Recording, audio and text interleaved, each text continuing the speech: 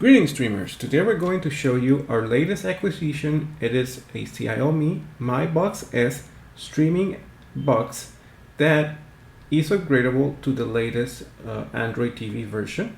It comes with a Bluetooth controlled, and the best part is that it is very accessible with regards to price, very similarly priced to our Amazon Fire Stick and also some of our other Roku devices. As you can see, the interface might not be as friendly as the one that you will find on the Amazon Fire, because they do come with their Amazon Fire or Prime App Store already enabled, but still it does shows you the Google Play App Store, which shows you some of the apps that are available for this streaming device. Now, there's something that we need to point out. The Play Store is way bigger than the Amazon App Store. However, because this is an Android TV device, you will not find all of the Android apps that you will normally find on your cell phone or smartphone here on the App Store. Now, talking about tech stuff, this box comes with 4K resolution, a Cortex A54 quad-core 64-bit processor, 2 GB of RAM, and 8 GB of storage. Comes with Android 8.1, but it's upgradable to Android 9.0, Dolby Surround Sound, USB port, Bluetooth, and 2.4 and 5 GHz Wi-Fi. There's a lot of stuff that you can configure, especially the apps that you want to show on your home screen. And whenever you set them up, what it does is that each app store or app will show you what is the recommended or suggested content there. This is very important, especially if you are looking for new content. It's based on each app. As you can see, there's a list of a lot of apps that we already have downloaded. Make sure you check out our first unboxing video, because we show how to set it up. We did it all from scratch instead of just pulling up stuff from the our cell phone or our Google account. Now, we do have enabled the location, because some apps like Google Play Store do require it, but you can turn it off. However, if you do turn it off, you will not have access to all of the content depending on your location. You can see that the interface is very friendly. It has a lot of languages options, so that's something very important, especially if you're watching this video from any other countries outside the US. You can actually set up your language on many of the available languages, which is not what we will find on the Amazon or the Roku devices.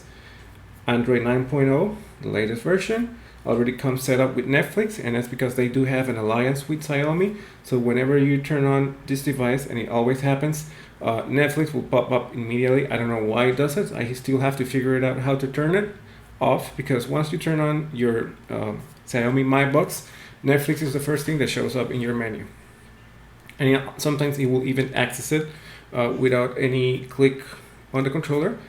8.3 GB of storage, but however the OS takes a lot of it, so you might have 1.3 gigs already occupied by apps and about another 1.5 gig. So from the 8 gigs you end up with somewhere around 5 to 6 GB of storage capacity. So remember that it's very similar in capacity to the Amazon Fire Stick. The Google Assistant, which is voice enabled, you can pretty much use it for accessing any apps, or pretty much giving commands for locating even some content within your apps as well, or the weather forecast and so on. Again, location is off, and we will explain later in more detail why.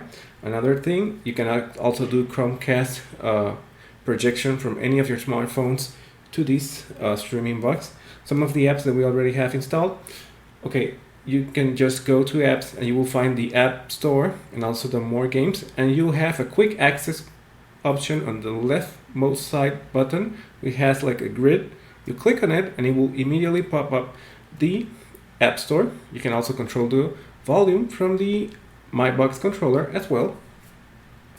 So let's check out the Google Play Store, because a lot of people do want to know what apps are available. Again, there's plenty of them, but not all of the ones that you will find on your smartphone will be available here, because some of them are restricted due to the fact that, yes, Google does limit some of the apps that you can have on your Android devices. For example, we're going to show you Kodi. It's available here on the App Store, but it's not available on Amazon Fire Sticks or Fire devices, and it's not easily available on the Android store. But again, it all depends on what are you looking for. However, it's just a matter of trying and checking out what's coming up. You can use the Google Assistant and look for certain apps. We made a video about IMDb TV, which is available on the official App Store for the Amazon Fire Stick, but it's not available here on the Android store. And you will find very useful when we show you with the Google Assistant what happens. Again, the App Store is well classified. Please don't forget to subscribe and give us a like and hit the bell icon to get notifications whenever we upload a new video. Carry on with the App Store live sports as well. And there's a good thing about this. You can also side load certain APKs that are not available on the Google Play Store. So yes, this is just as good as with the Amazon Fire. You can still upload or download, APK files in order to install third-party apps, but you have to enable it on the settings menu for the My Box, and you have to allow certain rights or preferences individually for each app. That's the difference. With the Amazon Fire Stick, you can do it just for all of them. Here you have to individually enable each APK the rights for usage of the resources within the My Box. Okay, so we're trying to show you, let's see, okay, the App Store. We're going to use the Google Assistant. We press the button and we're going to look for IMDb VT, and you'll notice that it doesn't show up. And why is that? It's because the IMDb VT, it's not available for the Android TV devices yet. It's available on the Amazon Fire, which is also Android based, but for some reason it's restricted here. So we're going to show you in another video how to sideload it, and it has to do with this on the turn auto updates. We will later explain why we have it turned off, and it's because we downloaded an app that enables us to actually download or sideload certain apps. But if you have the auto updates on, what it will do is update to the latest Android version, and it will block you from being able to use the browser functionality on that device. And this is something that I want to show you. You can use the downloader app, and you can actually get it from the App Store. If you have the direct links, you can download any file. However, if you try to use the browser, as you can see, the latest update for the Android TV has blocked any browsers that are not officially recognized by Google. So if you have a lot of apps that will allow you to actually use the browser to pretty much check other apps, it's not working. So yes, we will do another video on how to bypass this, and it has to do with the auto updates. So yes, do remember that. And also we're going to show you how to use the Puffin TV Browser. This one has the Puffin browser enabled, but what we did is we turn off the auto updates so it doesn't update to the latest version. And you can see that the browser is working on this app because we actually made a quick trick on how to bypass that.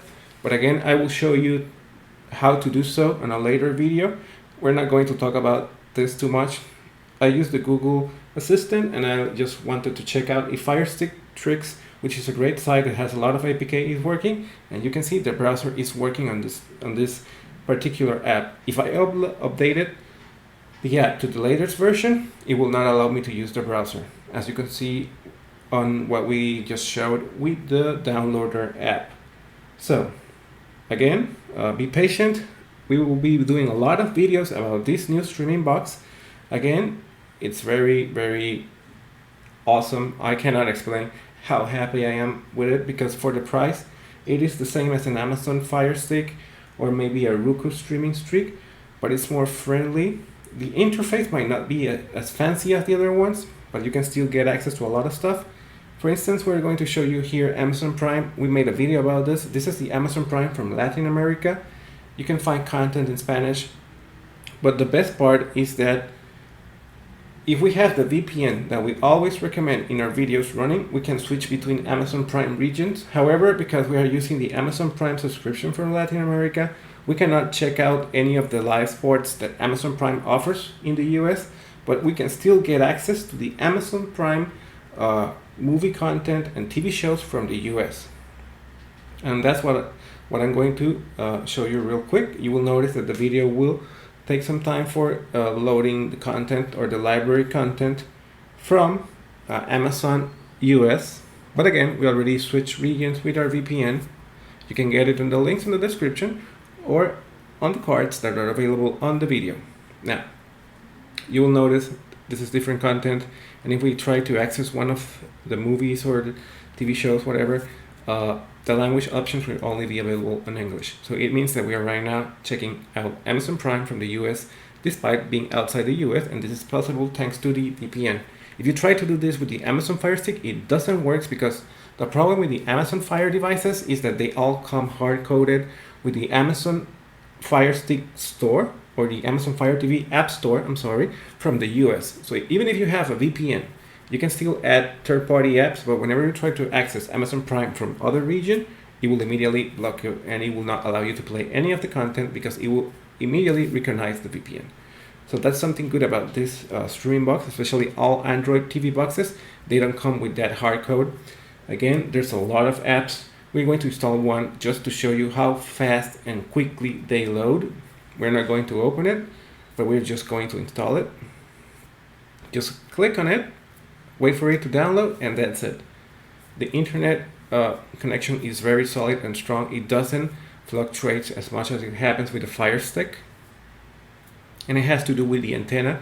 I mean, this streaming box is a little bit bigger than the Fire Stick. So yes, we do know that it's not the same size, but they are on the same price range. You also get screenshots and even suggestions on the App Store. So it's very similar.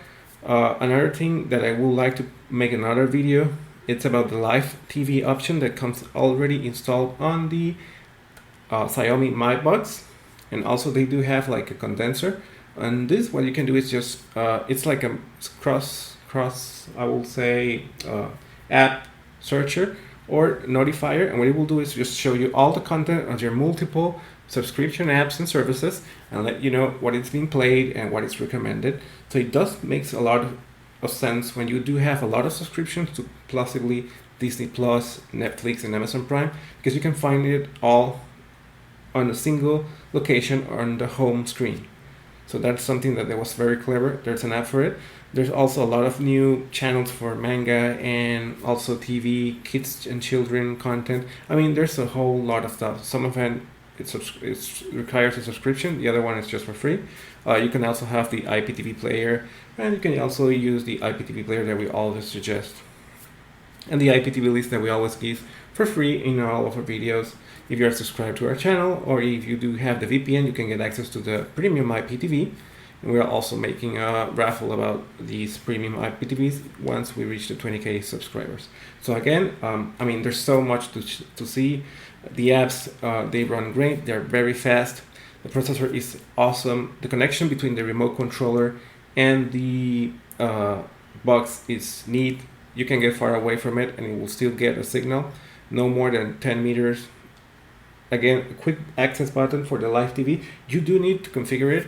Once you download any IPTV or app that has live TV, it will actually pop up immediately whenever you click on the live TV. We haven't done so yet, but once we download Pluto, we're going to show you how to just access it real quick. The IPTV player that we always recommend.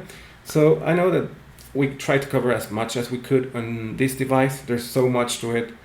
Check out the video again if you do enjoy it. Any questions or comments are always welcome. Please don't forget to subscribe, give us a like, and hit the bell icon to get notifications. You can follow us on Twitter and on Facebook. We are under Streaming Army.